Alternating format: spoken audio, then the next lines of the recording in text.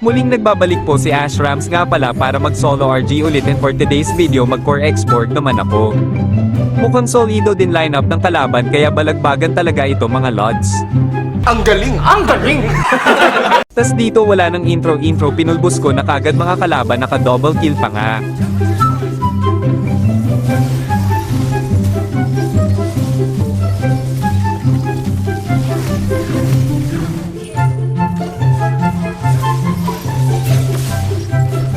Napites ko dito yung support at core ng kalaban kaya diretso lord na ako at baka maaga pa nila sa amin.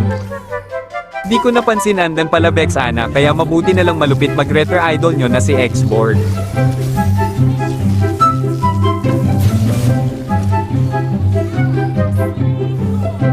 Kupal ka ba?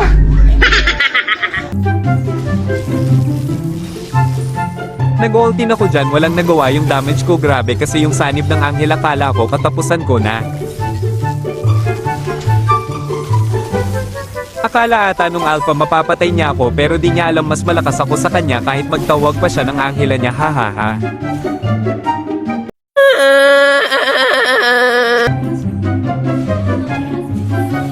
Tas dito mga lods, nagsabayan na naman kami ng Alpha at Angela na to, kala ata makakaisa na yung Alpha pero di niya alam na sleepwell malala na naman siya sa akin.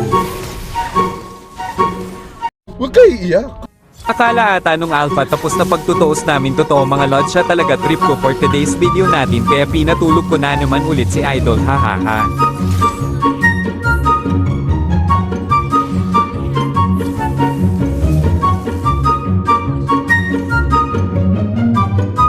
Tago-tago pa siya sa bush, kala niya ata makakaligtas siya sa hagupit ng export bumblebee skin ko.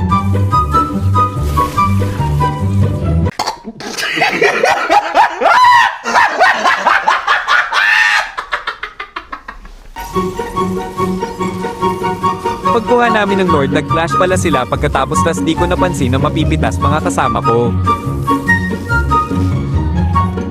Kaya kala ko makakomeback pa kami ng mga kalaban pero mabuti na lang nakabawi kami sa clash sa mid.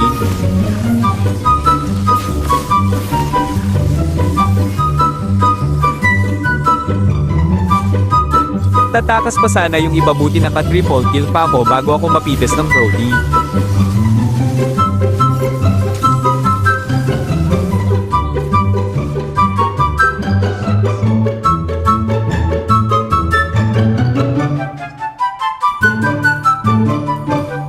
Kaya buti dito natapos na namin yung laro, kaya maraming salamat sa panonood. Kita-kits ulit sa susunod na highlights natin at like and share na lang po mga kasolid at paki-follow na rin ang page. Naghintay ka ba? Wala na! It's a prank!